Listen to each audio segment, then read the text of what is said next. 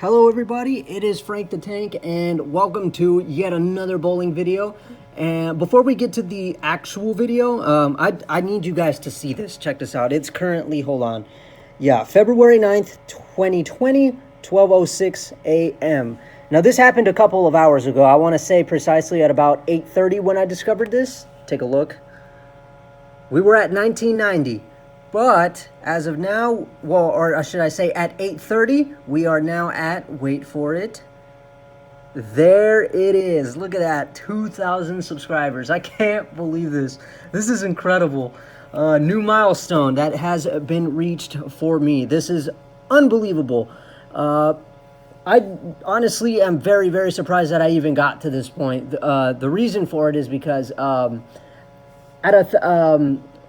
well, okay, I can't remember exactly when I chose to do this, but like this whole bowling thing on my YouTube channel, I think it started in like October or November of 2018. And at that time, I only had 180 subs. And it went from there all the way up until, I believe, October of 2019. I can't remember the precise date of when I hit 1,000 subs. It's on there somewhere, but it took pretty much a year to get to 1,000 subs, and knowing that it took me that long just to get to 1,000, I thought that it would take literally a million years just to get to the next milestone, that is 2,000. And it only took about 4 months just to get to this point. I'm mind blown by that. That's unbelievable. I know to some of you this is probably laughable because we, like I said in my video when I hit 1,000 subs, we live in a time now where people can easily get loads of subs like it's nothing. You know, like I swear to God, there was a time where a lot of channels were like making their way onto YouTube and immediately would pull off 100,000 subs or 1,000,000 subs, like just out of nowhere. It was crazy. And I will say a lot of those channels that hit those milestones so quickly are because these people are either celebrities or they know somebody who is already YouTube famous or something like that. But me, I'm just your normal average person living in this world and with no connections to anybody famous. So at least I got that going for me. I can say that I did this without, you know, any kind of connection. I did this legitimately by the book. And, you know, I just want to say really thank you guys, like from the bottom of my heart, that you guys actually take the time to actually watch my videos and, you know, to leave all that positive feedback and all that stuff. You know, to say, for you guys to leave messages, say that you're a big fan of my videos, that I'm an inspiration. It really warms my heart, and that's what really, you know, drives me to keep on going and to make all this kick-ass content for you. It's what really, and oh, I just got another notification that Bro Rock has subscribed to me on YouTube. Thank you, Bro Rock. Shout out to you, I guess. You couldn't have picked a much more perfect time. But anyway, yeah, seriously, that's what keeps me going. That's what makes it all worth it. So really, thank you guys again for this. I really appreciate it. So enough of me talking. I guess we should go ahead and get to this video that is the UFO. So enjoy the video, you guys. Thanks again.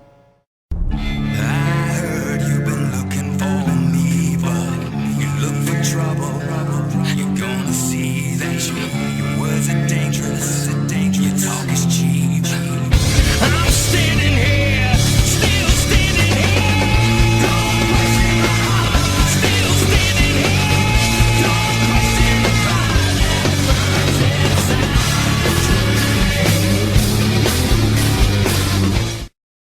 What is going on, everybody? It is Frank the Tank, and here we bring you a highly requested one, the UFO from Rotogrip. So yeah, I mean, I don't know too much about this one. I'm not gonna lie, I didn't really do my research because I wasn't highly interested in one. However, you guys requested it, therefore your wish is my command. The UFO right here. So I have seen some videos on it. That's the only thing I did in terms of research. And from what I've seen, this thing looks to be like a pretty big monster in terms of how it reacts on the back end. So yeah, I mean, I don't really know what to expect, but let's go ahead and let's take a look-see here.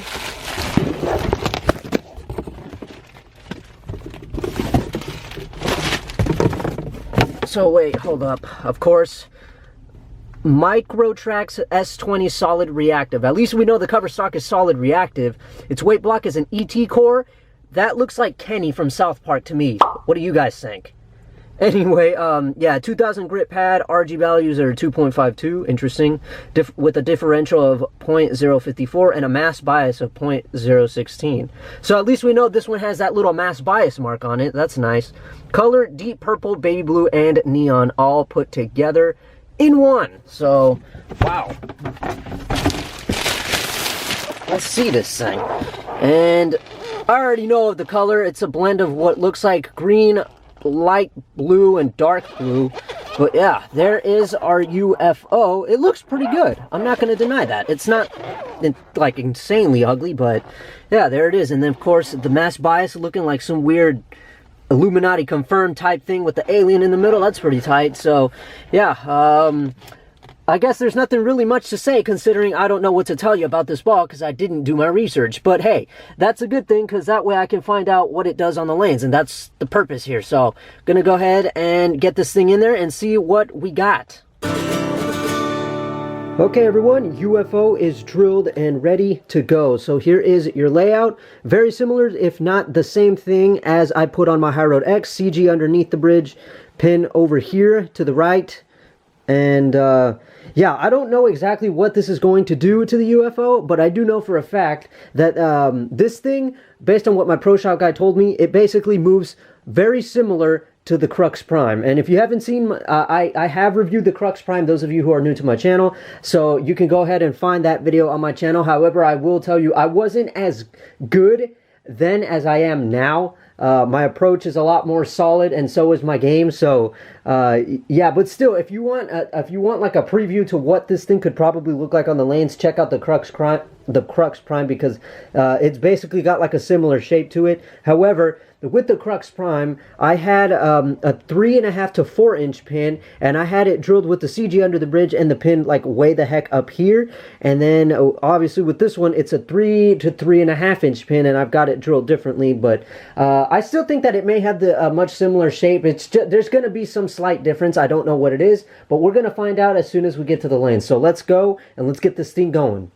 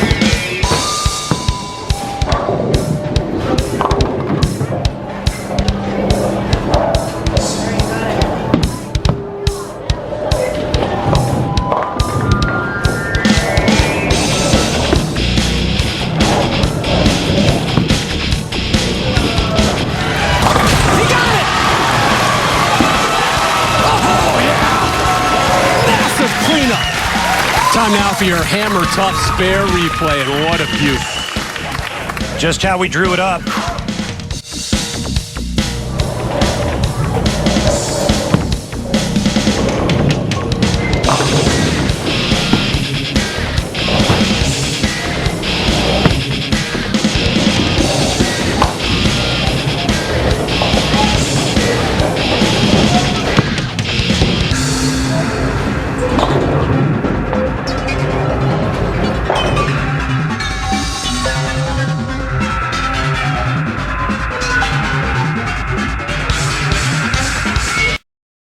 So there it is, ladies and gentlemen, the UFO from Rotogrip. So honestly, if I had to just keep it plain and simple, this thing is basically moving like the Crux Prime. That's the way I see it. Now, even though I have it drilled differently from the Crux Prime, where, like I said before, I had it like, you know, the CG here and the pin up here, and then this one I have it, CG still under here, but the pin over to the right.